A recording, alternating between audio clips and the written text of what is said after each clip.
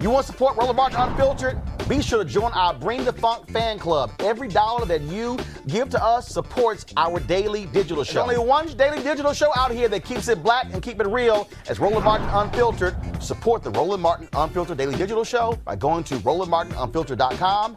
You can make this possible. Now let's talk about this issue with the movie In the Heights. Lin-Manuel Miranda, of course, a force behind Hamilton, came out with this movie, and a lot of conversation. Latinos excited. I mean, it was about New York, and it was about the music and the culture. But then when the movie came out, there were issues. There were issues with the movie because where were the Afro Latinos? Where did they go? Why weren't they exhibited? Why were they only sort of extras in the movie? And so Lin had to apologize for this. He actually released a statement. Y'all pull the statement up if you have it, please. This is the statement that he released. I started writing In the Heights because I didn't feel seen. And over the past 20 years, all I wanted was for us, all of us, to feel seen. I'm seeing the discussion around Afro-Latino representation in our film this weekend. And it is clear that many in our dark-skinned Afro-Latino community don't feel sufficiently represented within it, particularly among the leading roles. I can hear the hurt and frustration over colorism, of feeling still unseen in the feedback. I hear that without sufficient dark-skinned Afro-Latino representation, the work feels extractive of the community we wanted so much to represent with pride and joy. In trying to paint a mosaic of this community, we fell short. I'm truly sorry. I'm learning from the feedback. I thank you for raising it, and I'm listening. I'm trying to hold space for both the incredible pride in the movie we made and be accountable for our shortcomings. Thanks for your honest feedback. I promise to do better in my future projects, and I'm dedicated to the learning and evolving we all have to do to make sure we are honoring our diverse and vibrant community. Siempre LMM. Now, you might remember Rita Moreno. She went on, I believe it was Stephen Colbert's show, and she had some thoughts about that. And this is what Rita Moreno said. For a second, about that criticism about Lin-Manuel, that really upsets me. Oh yeah, for the people who don't know, your friend and ours, Lin-Manuel Miranda, has been in the news. He also co-produced my documentary. Yeah. There's been some criticism for the lack of Afro-Latino people in the Heights, the movie adaptation of his play. I mean, it's like what do you make of that? You can never do right, it seems. This is the man who literally has brought Latino-ness and Puerto Rican-ness to America. I couldn't do it. I mean, I would love to say I did, but I couldn't. Lin-Manuel has done that really single-handedly, and I'm thrilled to pieces, and I'm proud that he produced my documentary. And so are you saying that while you may understand where people's concerns come from, that perhaps it's misplaced in criticizing him in this? Well, I'm simply saying, can't you just wait a while and leave it alone? There's a lot of people who are Puerto Riqueño, who are also from Guatemala, who are dark and who are also fair. We are all colors in Puerto Rico. Mm-hmm. And this is how it is. And it would be so nice if they hadn't come up with that and left it alone, just for now. I mean, they're really attacking the wrong person. Now, after that, Rita Moreno got a whole lot of criticism. And Rita had to come out and say that, you know what? Yeah, I kind of messed up. I kind of messed up. She admitted that she was disappointed in herself for those comments. Friday, Real Time with Bill Maher. The conversation came up. And leave it to Mr. I'm white, but I can opine on anything, Bill Maher. This is what he had to say. reading also about Lin-Manuel Miranda this week. He of Hamilton fame and, you know, won a Pulitzer Prize for it. He's got a new musical, The Heights, which is about Washington Heights. I know that neighborhood. My father parked in it every day of his life, going to New York, coming over from New Jersey, and then taking the subway down to Midtown. And he wrote the music and lyrics.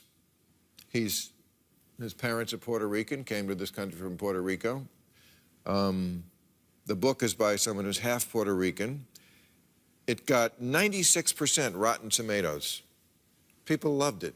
Great reviews, for which he has apologized profusely. Why? Well, there's Latinx performers, one black lead, but no Afro-Latinx.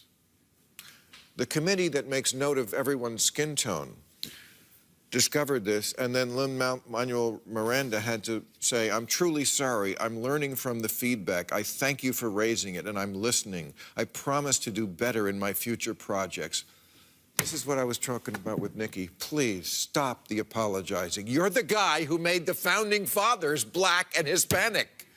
I don't think you have to apologize to Twitter.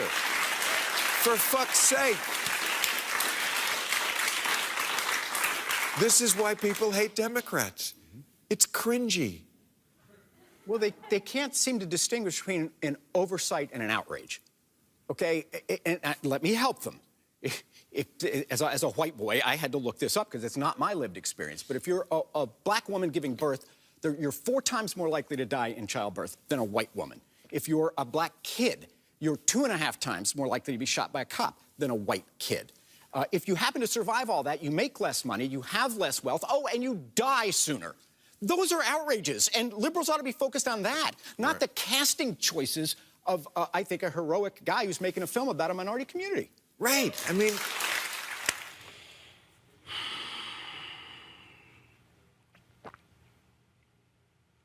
Here are 2 white men on a national television show telling people of color what the hell we should be focused on. Allow me to unpack the bullshit Paul Begala just said. I'm gonna deal with Bill too.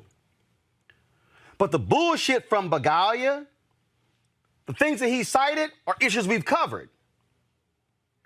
But what Paul does not understand, what Bill Maher does not understand, is that black people and Afro-Latinos have had to deal with whiteness deciding what's palatable.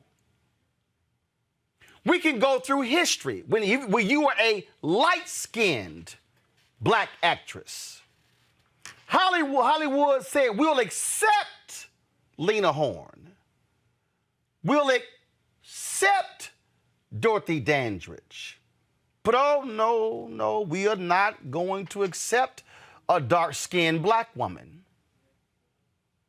The idea of colorism is real. Because within the Latina community, within the black community, not just in the United States, but all across the globe, white supremacy has caused even us and those of us in our communities to go through the light-skinned, dark-skinned thing because white has been defined as right.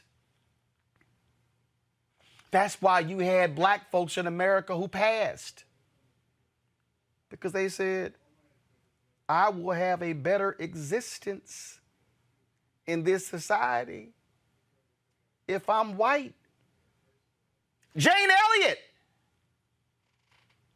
has challenged white America saying, if you could trade places with somebody black, even if they're successful, would you? Hell no, the hands. Chris Rock, he said, no white man would trade places with me and I'm rich.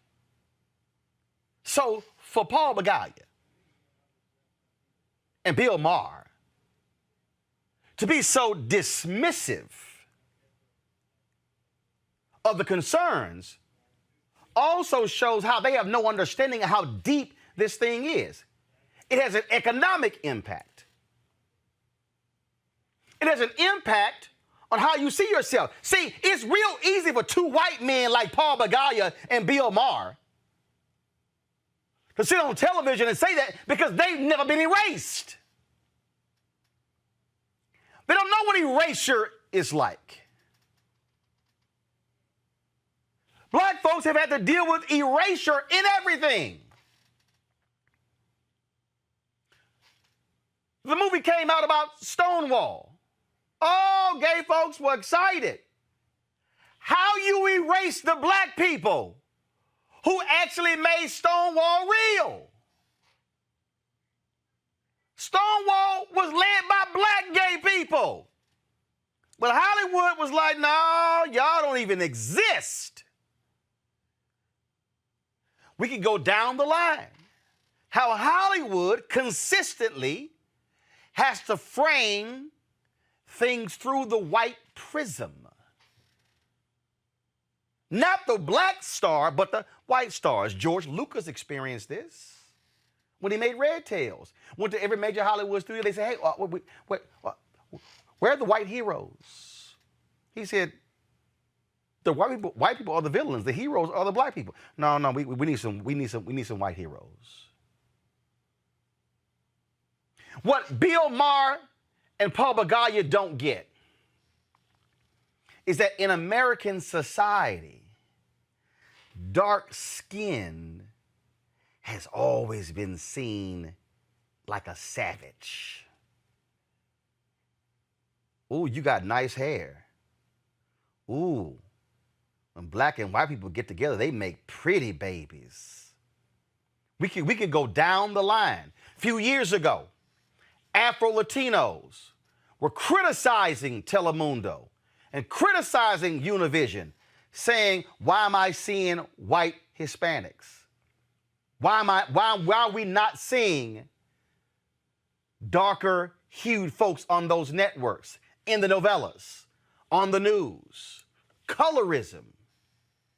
Go to Haiti, colorism. Go to Jamaica, other places in the Caribbean, colorism. Go to Africa, where the bleaching creams sales have exploded. Why? Because in this world, white men and white women have said that whiteness reigns supreme. And so for Bill Maher and Paul Begala to have the conversation, how about this, Bill? Why, if you wanted to discuss that, why didn't you book a Latino to be on the show? Yeah, I know you had the light-skinned sister, and I'm saying that for a reason, with the New York Times. But maybe if you had an Afro-Latino on the show, and in fact, Bill, I'll ask this. How many Afro-Latino commentators have you had on your show? I know as an African-American, y'all only had me one time, October 2014, and y'all can't return our phone calls, so it's been 7 years. But I want to know, where are they? See, if y'all really want to go there, let's talk about CNN, MSNBC, Fox News, ABC, NBC, CBS. First, how many Latino commentators do you see on network news? And if you see them, what do they look like? Do you see Afro-Latinos? America has never understood. America thought Rosa Clemente, oh, he black. He's like, no, I'm not. Gina Torres, oh, she black. She's like, no, this is who I am. And so here you got two white men in all of their whiteness, and all of their white maleness, and all of their superiority, and in their paternalistic tone, sitting there saying, how dare y'all? How dare y'all get outraged? What's wrong with you? Here are other more important issues that y'all should be concerned about. How dare y'all get concerned about those things? Well, Paul, you're a big-time Democrat. Should I get outraged by the lack of dollars flowing to black-owned media from Democrat-run PACs like the ones you've worked with? Should Latinos be concerned with the lack of dollars flowing to them Or are you going to tell me I should only be concerned about black women in childbirth? No, Paul, I want to be concerned about both. What we're dealing with here, y'all, is the history of America that has erased black people, that has erased Latinos. And then when you go inside of the black community, how colorism and the paper bag test and all of those things have greatly impacted our communities. So Paul and Bill, how dare the two of you be so damn arrogant in your whiteness that you want to have the audacity to tell us what in the hell we should be concerned about, because maybe Afro-Latinos want to see themselves on the big screen too. Maybe they want their culture, and maybe they want their children to see somebody who looks like them. But y'all wouldn't understand that, because hell, y'all have been looking at white men in power for your whole damn lives. Joining us right now is the Director for Student Success with the Lumina Foundation, is Dr. Jasmine Haywood, and also community organizer Rosa Clemente. Glad to have both of you on the show. Obviously, y'all can tell I was a little pissed off after I saw that bullshit on Friday. And Rosa, you one of the first folks I text, and you actually said, you know what, I'm writing about this tomorrow. Yeah, you know, Roland, I don't really care about neoliberal racists and then also a misogynist, sexist, and Muslim, anti-Muslim Bill Maher. I think our greater concern, especially as Puerto Ricans, is first and foremost, if you're making a movie in Washington Heights, it should be a movie about the Dominican community in Washington Heights. This movie cast no Dominican actors. It casts light-skinned Puerto Ricans. But my beef is way bigger than the representation, because I'm at a point in my life where if we're going to be represented, we have to make the stories ourselves, just like you have been a guide for the last 25 years for so many of us that do quote-unquote independent journalism, but journalism that cares about our communities. Our biggest concern, my biggest concern, is that Lin-Manuel Miranda and his father have been anti-Black since before Lin was born and throughout his success with Hamilton. We can all agree that Hamilton in this day and era would never be made.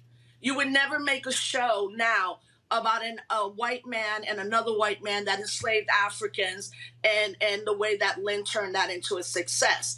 But second, the biggest concern, especially from the Puerto Rican community, is that Lin-Manuel supported, gave testimony, and was there when President Barack Obama signed Promesa. Promesa set now an oversight board that handles all of our island finances.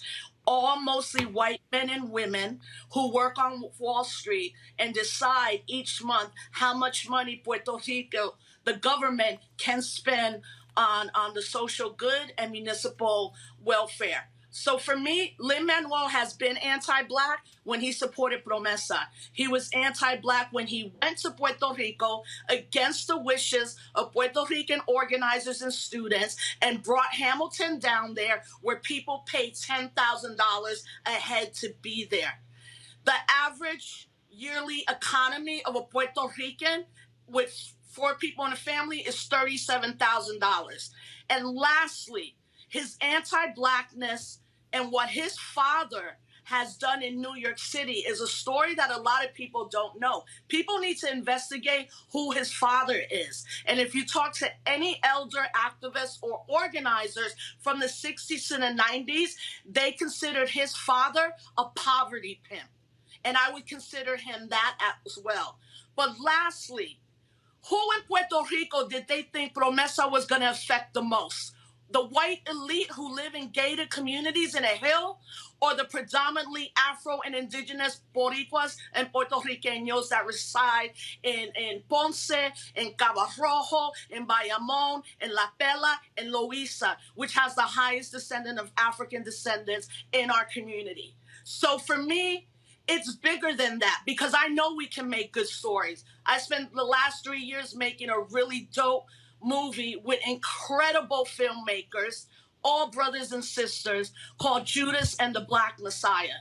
And that was not a biography. And we should have more movies on that. But Lin now has to atone, and he has to restore for the continual harm. I don't care about his prayers. I don't care about his thoughts. And honestly, Roland, I think this is going to end up happening.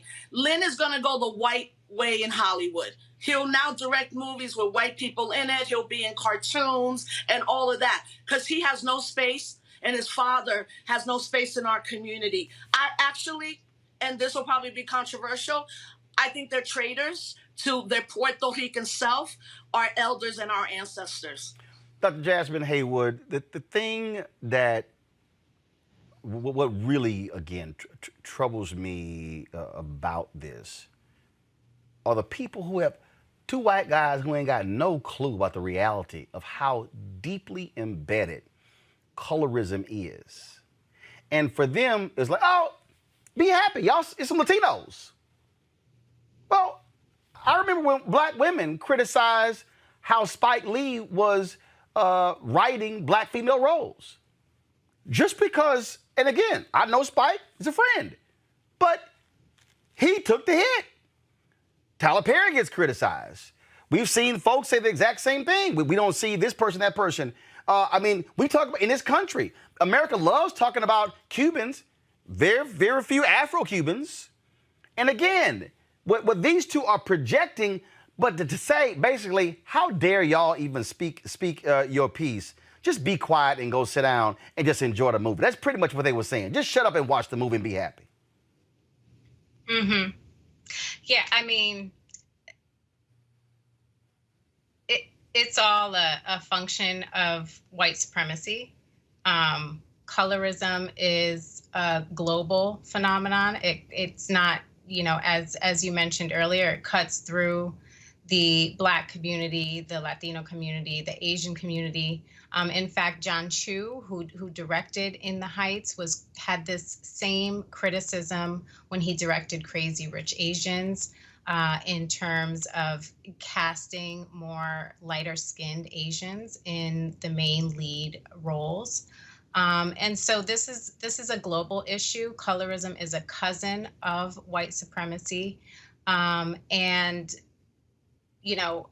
what it does, what they were talking about on the show was the perpetuation of a monolithic view of what it means to be Latino, what it means to look like a Latino.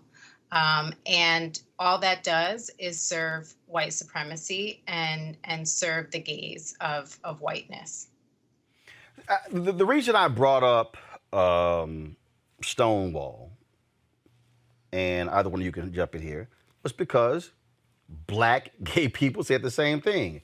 How in the hell y'all gonna do a movie about a movement that started and you erase the people who led the damn movement? That's outlandish. But again, Hollywood and its history has always been, how can we promote whiteness or folks who are lighter? Because let's be clear, there are white studio executives who are greenlighting films, and for them, what makes them more comfortable. That's what we're talking about here. And I think it's important to call folks out, like call Bill Maher out, call Paul Begala out for their comments, because power determines what we see.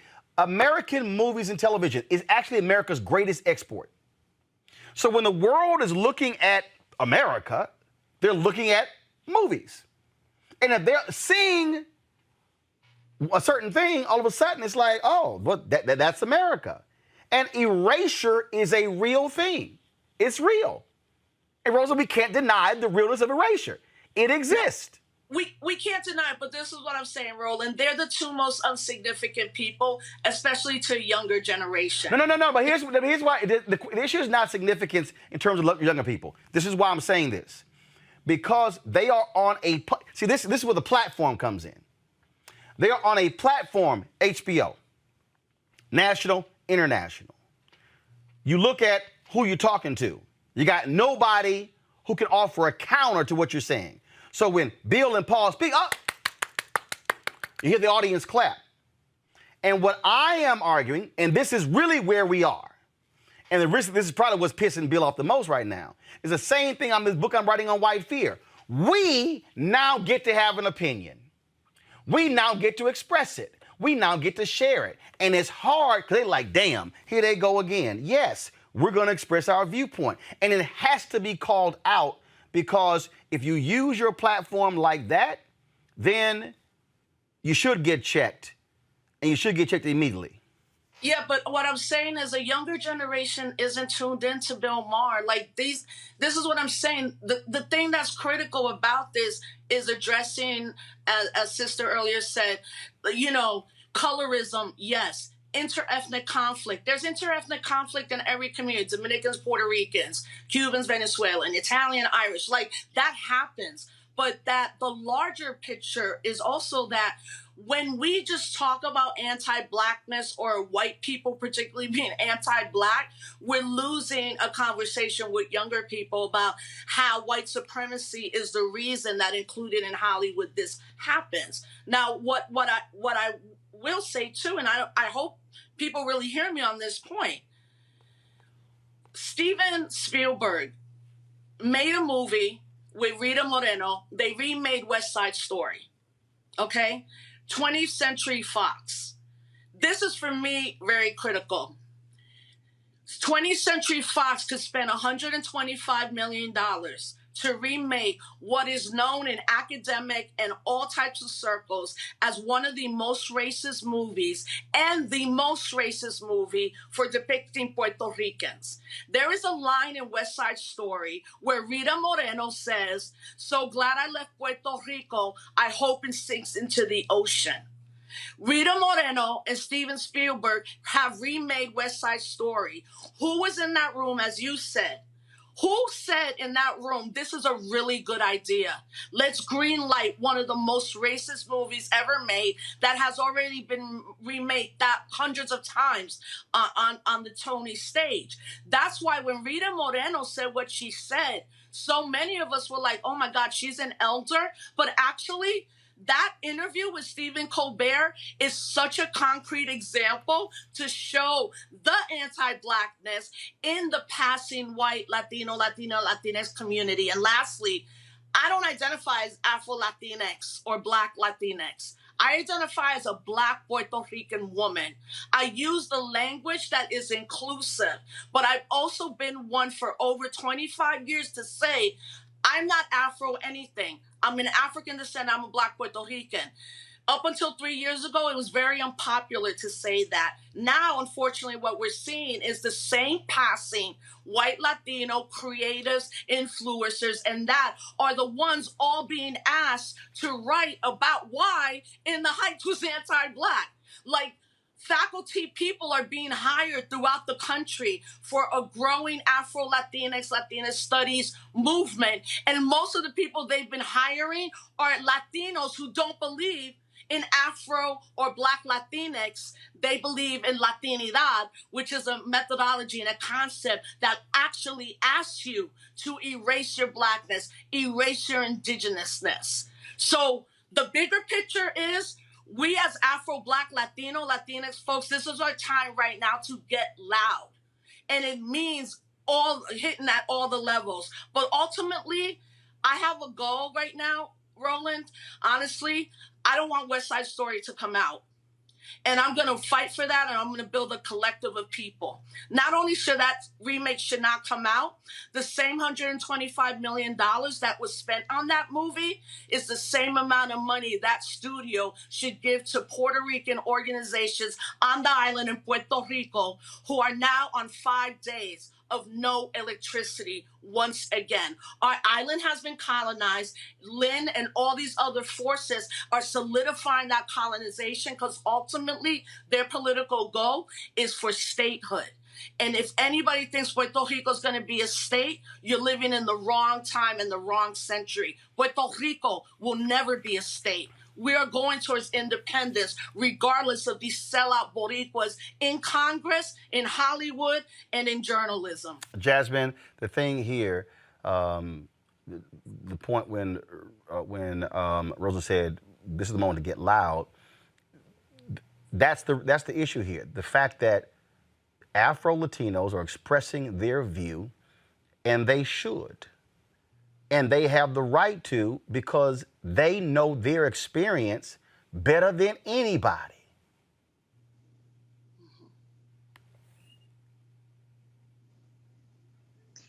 Yeah, I mean, the fact of the matter is that as we're looking at what happened, and you know, there Rita Moreno and other people are saying things like, essentially the subtext of what they're saying is you should just be happy with what you got.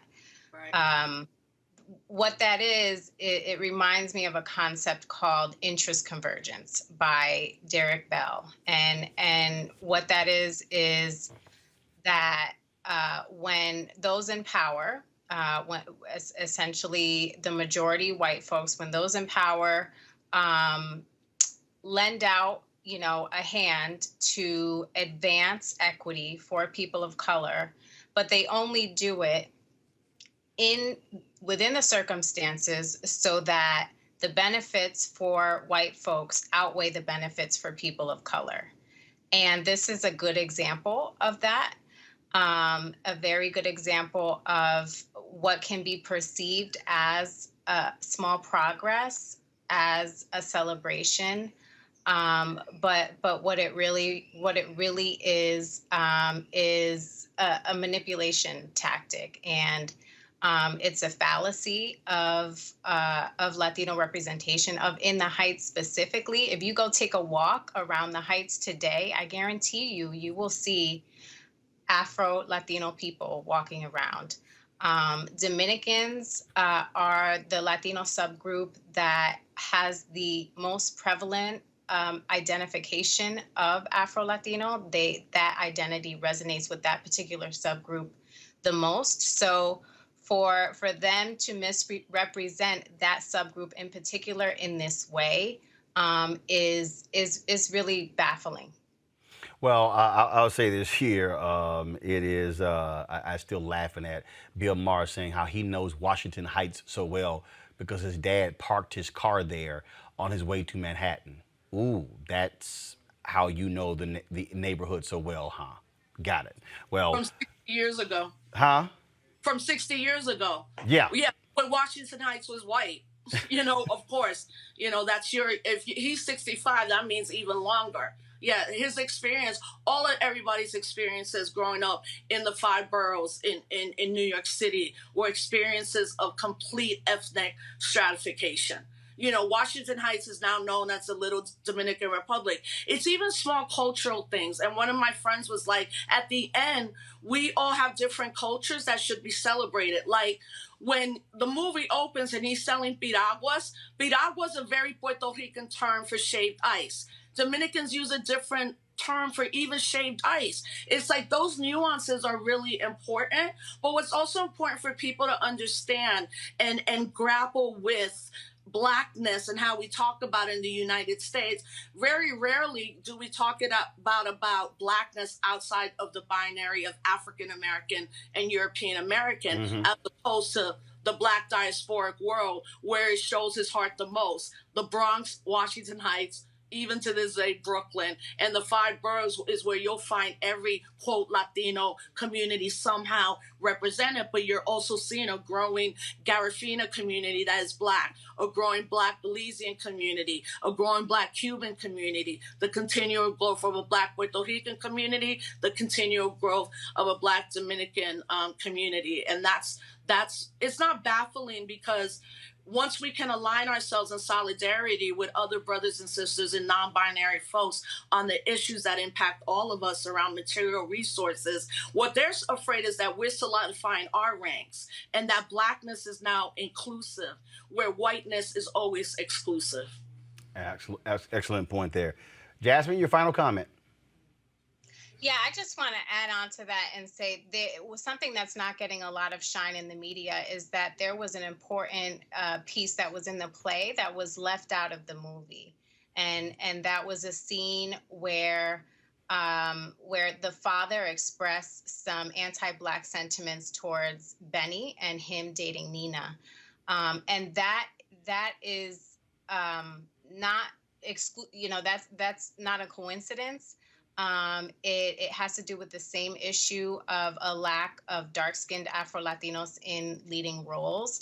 And that would have been a perfect opportunity to showcase the realities of what it is like for a lot of African descendant Latinas dating monoracial Black men, and the pushback that they get from their families. And that's an important piece that hasn't been talked about a lot, that has been left out of the conversation. All right, then. Rosa Clemente, Jasmine Haywood, we really appreciate it. Thanks a lot. Thank you. Folks, back to our Roland Martin Unfiltered video in just one moment. Racial injustice is a scourge on this nation, and the Black community has felt it for generations. We have an obligation to do something about it. Whether it's canceling student debt, increasing the minimum wage, or investing in Black-owned businesses, the Black community deserves so much better.